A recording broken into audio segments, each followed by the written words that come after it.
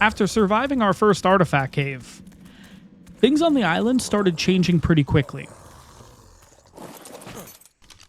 We were building up a pretty solid group of dinos. All right.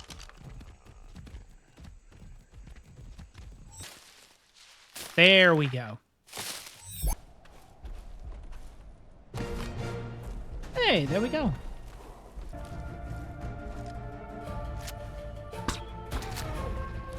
And honestly, we were taming just about anything we could find. At this point, we finally had creatures strong enough to actually start exploring the island properly. But even with all the progress we made, our little starter base wasn't going to work forever.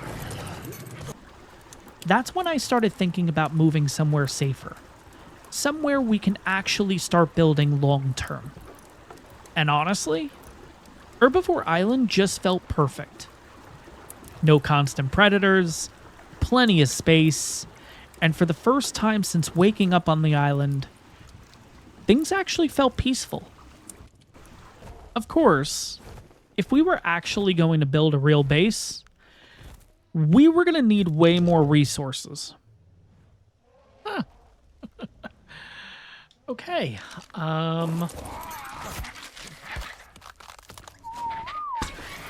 Sure. Why don't we just go for this from here? Maybe not.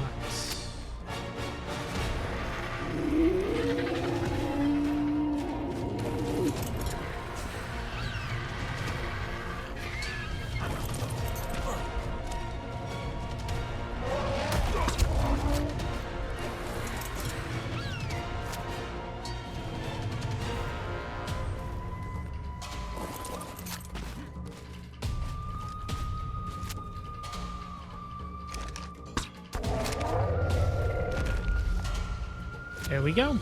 Cool. So we ended up taming a mammoth to help speed things up. And honestly, after struggling for so long, actually making progress this quickly felt kind of unreal.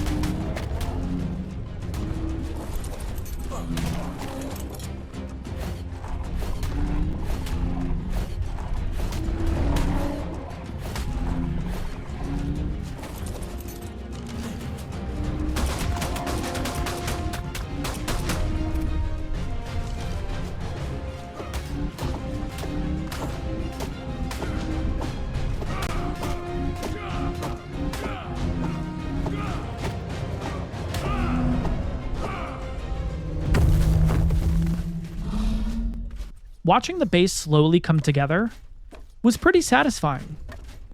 Up until this point, we'd mostly just been trying to survive. But this finally felt like something permanent. And little by little, Herbivore Island actually started feeling like home.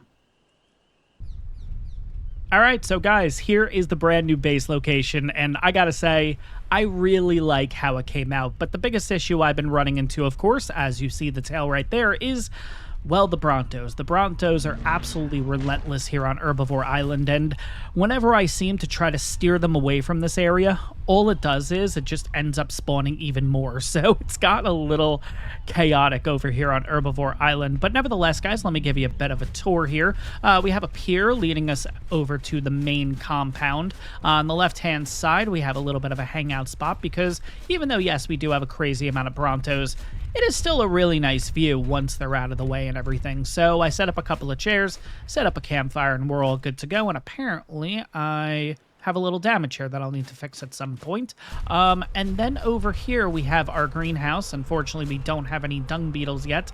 Once we do, I do have a designated spot for them, which I'll show you here in a second. But for now, we do have the compost bins, which, by the way, guys, if you are using the paleo hard-hitting herbivores mod, which is where this Bronto comes from, they do drop a massive poop, which is 35,000 nitrogen. If you put 3 in here, it still comes out to be fertilizer, basically. So even though you do have 35,000, 35,000, 35,000, ultimately it will end up just becoming normal 54,000 nitrogen. So at the end of the day, probably not worth it with the massive ones, especially since even though there are a lot of Brontos in the area, it did take a little bit to gather up enough poop in order to kind of fill these things. So yeah, keep that in mind. But anyways, looking at the inside here, I wanted to do something a little bit different. So I have the large crop plots on the bottom, which are going to be the vegetables, rock carrots, you know, sava root, long grass.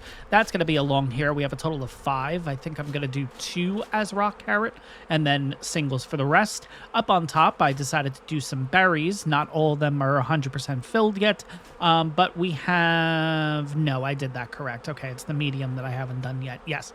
Okay, so the mediums are berries. We have 2 that are going to be stem berries and 2 that are going to be narco berries and 1 that's going to be measure berries. So I want to do a little bit of a different setup here without going ahead and getting a crazy amount of crystal, because even this setup right here did take a lot of crystal.